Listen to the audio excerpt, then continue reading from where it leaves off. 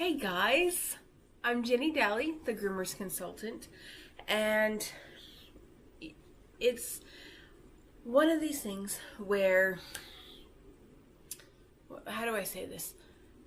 You have a client that says, "Oh, you're too expensive," or they don't ask the price when they book the appointment, and they just come in, they get their dogs groomed, and then you tell them the price is blah blah blah, and they go, "Oh, I wasn't expecting it to be that much," or they say, "I can't afford this," or something to that nature. Or you have a client that comes to you the one time, they're happy to pay it, but then they say, "I can't afford to come in every 8 weeks," or they give you some bullshit excuse.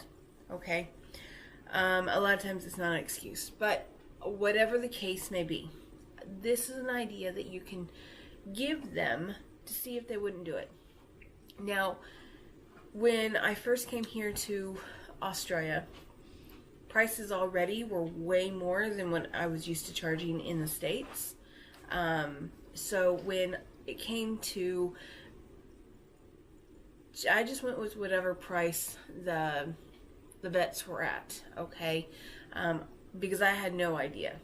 But besides the point, I had a few clients always say, "I can't afford this," or "That's too much." So what I started to do was I asked them, what do they do with their loose change?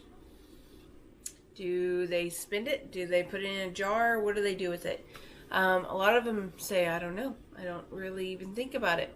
So what I have started to have, this works really, really well with some of my pensioners, because this is where I kind of started it, because they wouldn't book their dogs up regularly enough because they said, "Oh, I can't afford that."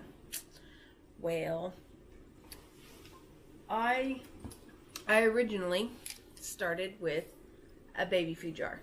Okay, this is one of the big baby food jars. Now I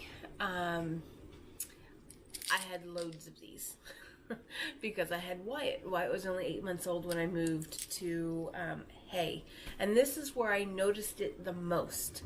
People saying that I can't afford this, especially your rural country areas are going to be more giving these excuses rather than like your big metropolitan city areas, but I'm sure you're still going to get them there.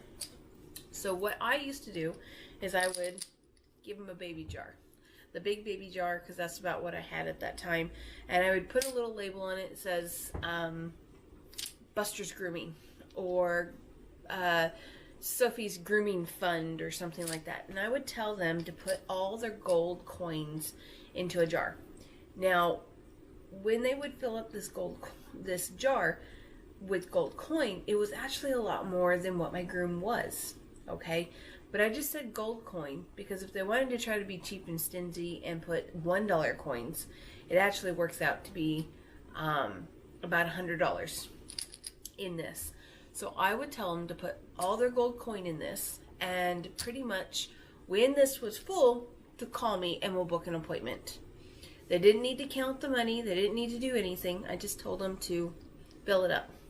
So you know what? I actually had a few little old ladies that took me up on the offer, and they started just putting their gold coin in. They didn't even think about it. They just put it in, and when it was full, they called me, and they said, "Oh, my jar's full. What do you want me to do?" I said, "Oh, well, it's only been 4 weeks since your last appointment. Did you want to get a bath for Sophie or Buster or whatever the dog's name was? Did you want to get him in for a bath, or did you want a haircut? Or better yet, why don't we just schedule in 4 weeks a groom?" "Oh, okay." So, but a lot of those little old ladies were afraid to spend their money, so they would just bring it to me, and I would hold on to it. I counted this jar out one time for a little old lady, and she was flabbergasted that it was $100, and she saved it in a month. She had no idea that she had saved $100 in 1 month. So she paid, she says, "Here, just keep it all." She was excited, and so I was actually just kept a running total for her, because every time she got this jar full, she would just bring it to me. And So she ended up paying for almost like the entire year's worth of grooming in just a few months.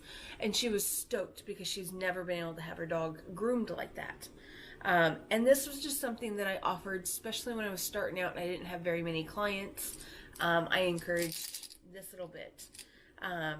Some of them, you know what, if I told them, I said, I'll take any coins that you want to save, because I don't spend my coins.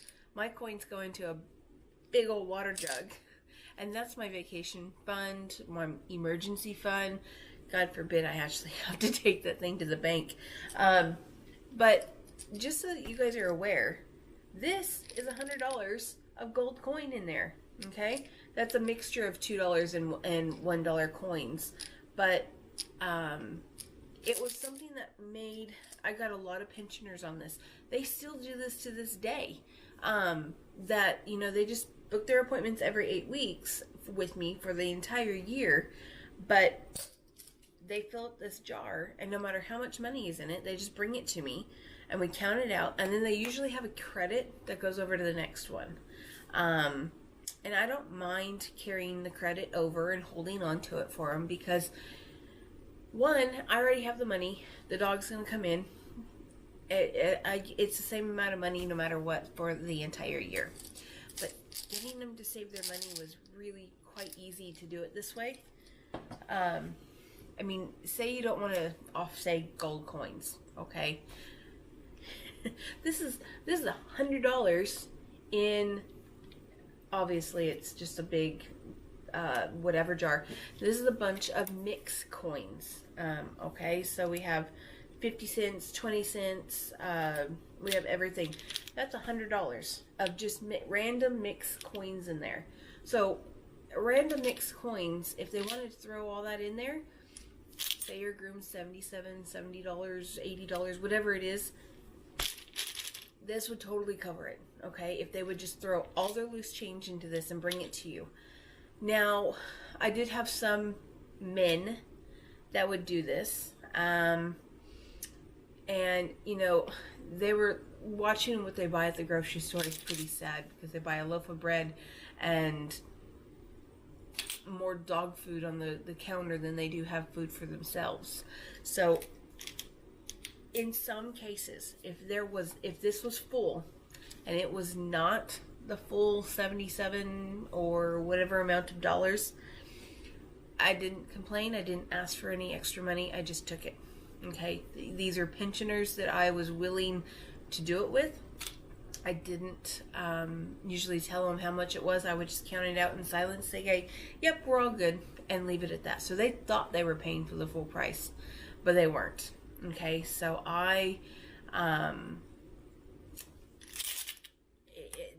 there were times where I didn't exactly get the full amount of money that I wanted for my groom, but I kind of looked at it going, that's okay. It's an occasional little discount that wasn't going to hurt me at that time, but it made them feel good that they paid their service, they got their dog done, and they felt happy as a clam and walking out the door. And they weren't upset. They didn't feel like they had to pull out any extra money somewhere else. And I mean, when I had some of my clients doing this, they were, after a few months, when they realized that they can actually totally afford this, it wasn't that much money, they simply just stopped doing the jars and just paying me cash, the paper cash or whatever it was. And you know what, that was fine too. But this got them trained to think and know that, you know what, this can be done. It really, really can be done. And it's, I don't know, I don't mind my coins. Because again, I save them, I put them away, and it's easier for me to save my money that way, because I don't have to, I'm not going to go shopping with $100 worth of coins like this. But it's just an idea to throw out there. If you ever have pensioners that go, oh, I can't afford that, or that's too much, there is a time and a place to give a discount. I don't really offer discounts. I don't do it very often, but doing something like this is was my way of helping them figure out that they can afford it. It was, everyone usually has loose change.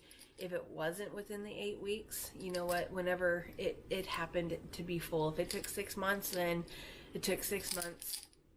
If they filled this up, they had enough money to do it. And that was the important thing, was getting them to be able to afford the full price groom and at least get it done more than once a year. But it's just an idea, okay? So I hope you guys like that, and send me some ideas and tell me what you guys do, okay? Make sure that you comment down below. Say, how do you give discounts, or do you do anything like that? I know that there's many people that try to do, oh, I'll take $5 off here, or 10% off here. You know, you can, and that's totally up to you. I don't, but there's the odd one that I would just accept whatever they had in the jar if it wasn't quite there. So I hope this works for you. Make sure you subscribe down to the YouTube channel, and also like the Groomers Consultant page so that you will never miss a video that comes up.